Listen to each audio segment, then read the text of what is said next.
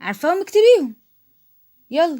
بعيدا عن الاستاذه جنبي اللي بتذاكر الانجليزي مطلعه عيني، وبعيدا عن الاضاءه اللي في المطبخ اللي بايظه خالص، اللي ان شاء الله اوعدكم باذن الله ان انا هصلحها، كل ما اصلحها تبوظ، وعايزه يعني الدوايه بقى وحاجات كده واقعه. المهم يعني قلت بقى كنت جاي من بره اخواتي، وقلت ادمس الفول المنقوع من بالليل.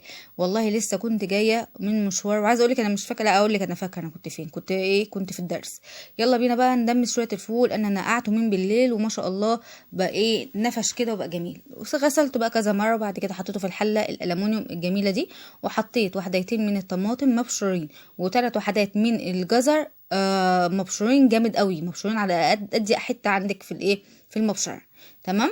تمام. وبعد كده يا ست الكل، هنا بقى ايه، جبت كوبايه من الرز قبل ما انزل اودي العيال الدرس، نقعتها يعني تقريبا كان ساعتين ولا ساعتين ونص كده. نقعت كوبايه الرز دي، وكمان كوبايه العدس الاصفر سبتهم منقوعين يجي ساعتين او اكتر، عادي مفيش مشكله، كل ما تنقعي كل ما يكون احسن، ما يبانش خالص في ايه، في الفول.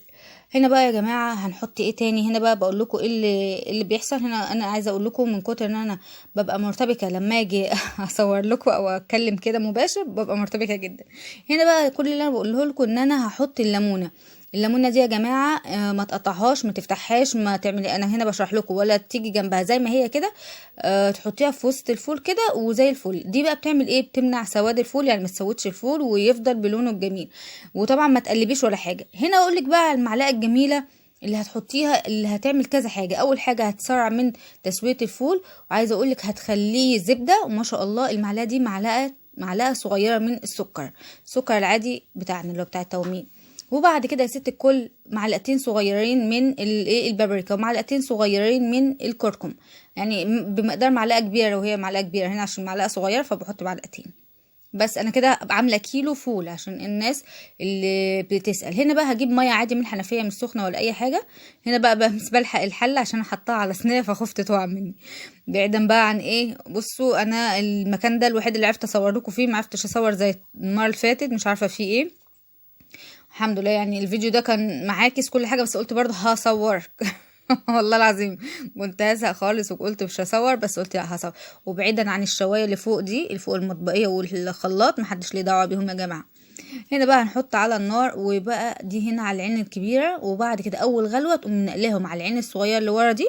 وانا كنت حاطاه في العين الاولانيه، وبعد كده اول ما غلى رحت طفيت النار، حطيته على العين الصغيره ووطيت عليه شمعه. هنا بقى بص ما شاء الله ابتدى يتقل، ولا بقى تحطي نشا ولا دقيق ولا الكلام اللي بيقولوا عليه ده خالص.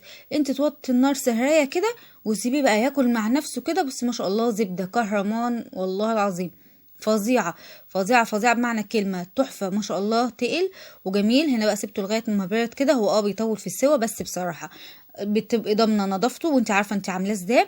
وبصراحه انا بقرف جدا من الفول اللي بيبقى من بره، بيبقى فيه حاجات مش حلوه، بقرف منه جدا، ما باكلهوش بصراحه من بره ابدا. انا بقى من ساعتها وانا اتعلمت تدميس الفول ده تاني مره اعمله، عايزه اقول لك تحفه. هنا بقى الكياس اللي انت هتشوفها دي، سامح لما شافها جوزي قال لي ده الكيس ده ب10 جنيه والكيس ده ب15 جنيه، قلت له معقوله؟ قال لي اه والله. انا هنا عملت تقريبا 14 كيس، 13 او 14 عشان ما ابقاش كدابه، 13 او 14 عشان مش فاكره، عدوهم انتوا بقى. ما شاء الله الكيس ده تقريبا بيقول لي ب15، عدي بقى شوفي انت عملتي بقد ايه. ما شاء الله. انا كنت جايبه الكيلو ده ب45 جنيه، ما شاء الله عملت اكتر من 13 كيس. بسم الله ما شاء الله تحفه. وزبده، بصي زبده بالف هنا وشفا. ما تنسونيش بقى بلايك بالله عليكم، وشير للحبايب يا امارات يا حلوين. باي باي.